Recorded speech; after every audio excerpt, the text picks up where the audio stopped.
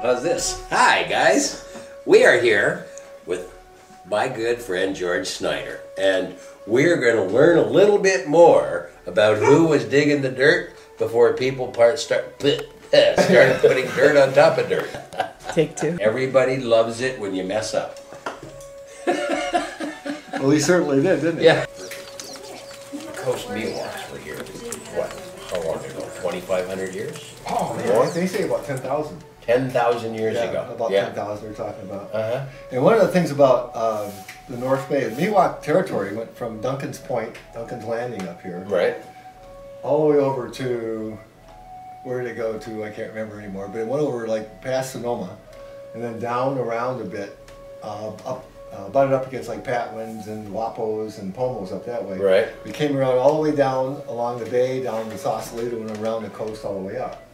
So it's pretty good territory. Most of them are, all of them are in county in southern Petaluma, southern Sonoma County, from here down to Freestone, not too far away, and down through Petaluma, north of Bodega Bay. That was all Miwok territory up through here.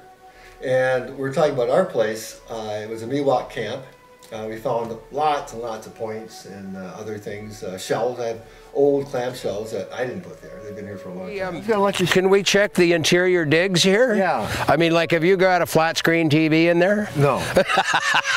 And then what about the Choctaws? Did they live in teepees? Oh no, we had cabins. We had like... We had cabins. You're like the uptown Indians. Cabins for 200 years. And they're all Baptist. So they were pretty far from teepees. Really? Yeah, yeah. So did you like borrow this teepee from somebody? Just well, my wife decided that we should have a teepee. Well, I really think it just, I mean, it makes it, cool. dude. Yeah. I'm not opposed to them. They're great. You just received an award, too, I believe, in the Sonoma County Council Chambers. Yeah, it was a great shock. And they were describing this guy who had done all these things for future generations, and I couldn't figure out who the hell they were talking about. But my name was attached to it, so I took it and accepted it. Yeah, I see. Partly I had a hand in helping to found a number of environmental outfits, like the Open Space District, Right. the Laguna de Santa Rosa Foundation. I was on the Fish and Wildlife Commission for a number of years. They say 10, it seemed like it was 400, but they say 10 years. And the Bay Institute? And I worked for the Bay Institute. Mm-hmm. They still work around with local ranches and rehabbing areas with, planting willows and streams and trying to deal with erosion and working with the resource conservation districts and all those people that help out. So that's what the award was for. And a lot of people showed up, and I was totally astounded at the turnout. And there were only a couple of people I didn't want to see. Oh, well, gee whiz.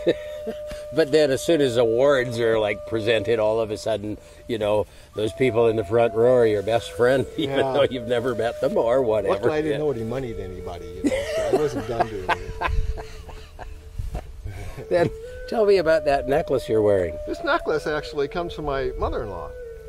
And she's an antiques person. She used to deal with, she lives in New England, in Maine.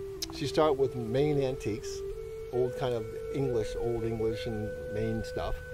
And then she moved to the Southwest and ended up going to Santa Fe a lot and doing a lot of trading with Indian artifacts. She even showed up one time with the Kachina collection from John Huston, the director. Really? And she showed up with all kinds of things until I warned her. I said, a lot of these things you really shouldn't be handling or having because there's bad medicine attached to it. Kachina dolls are sacred. You shouldn't be. So she reformed and only dealt with stuff that was made for market, for market use. Right. Buckles and things and artifacts. And those are. But this happens to be something old. She got years ago. She said trading, and these happen to be bison teeth, buffalo teeth, and they're old trade beads. Old trade beads. They are old trade beads, and they're made out of. Are they glass? I think they're glass. They probably come from Czechoslovakia. Ah. A long time ago, before they got the small beads, the guys would trade. This is probably mid-18th century or 1890s, not 19th century. And they would trade these giant horse beads, in terms of trade and cloth and that sort of thing. they still had bison in the old days. These are like probably pure bison. Most of the bison in the country have a cow gene in them because they got down to a few animals and the guys interbred, you know, ranchers off. Yeah. Well, I mean, the whole country is now. I mean, now what? So let's talk about your lineage. Well, are you sure? We have.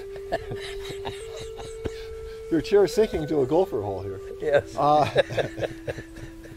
Well, my family has African American, Native American, Chinese, and Scots Irish, and on my mother's side from Louisiana. My father's from Pennsylvania, and he, I believe, had some French Canadian in him. That's what my mother says. But my mother's side, we're from Louisiana. We're from Natchitoches, and basically the Native American is Choctaw, and we believe Cherokee. And the African American part, I have no idea where they're from. And the Scots Irish guys probably came from Ireland or Scotland. But they go back. So you got the Celts. Okay, go. Yeah, the Celts. On. We have I have a video my cousin sent of our cabins from the 1830s, which are now in a gated community because my mother's generation sold the section of land they used to own. They used to raise, used to truck farm and have timber, just sell timber from it, and it was like Piney Hills and that sort of thing in northeastern Louisiana, northwestern. It's northern Louisiana, and along the Red River, that neck of the woods. So we have, you know, that's where we come from. It was weird that he's out in the middle of the road in the gated community taking pictures of the cabins we used to have, but that's life, I guess, you know. Then I want to talk about my Chinese ancestor, Eli Hongo, who was one of, he's from Canton Province, and he went to Cuba with about 11 other guys from Canton Province. He worked for a French doctor. I think they were probably cutting sugar cane in Cuba. They were around Havana. There he was known as Hilario, the Spanish, whatever that is. And his name was Honshu, but it became Hongo. And then later in Louisiana, in the census, it became Hunter. So my mom's mother, her name instead of Hongo was Hunter. And so the guy would combine the census, and he'd tell you on the census forms you'd be African, Indian, whatever. You know, they would just change it every time around, every 10 years. This is what you look like. Right, and if the guy couldn't spell your name, he'd just make another one up that was easy. Yeah. So, but he was. There was a dissertation written on the Chinese immigration to Louisiana post-Civil War, and it said there are a number of Chinese who came to Louisiana in the Natchitoches area, and among the most prominent was Eli Hongo, who happened to be a Chinese doctor. And he ended up being listed on the Natchitoches Parish roll of physicians, along with all the white doctors. Hongo was among those people. So if you look up on the internet, Eli Hongo, you'll come across the history of the guy. Hey. And it's kind of neat to have an ancestor on the internet, although everybody's on the internet these days. That's my story, and I'm sticking to it. Symmetrical like an arrowhead, so you could possibly scrape with it, I think. Not an archaeologist or a paleontologist, just little old George. Wait a minute, I gotta get my crib sheet.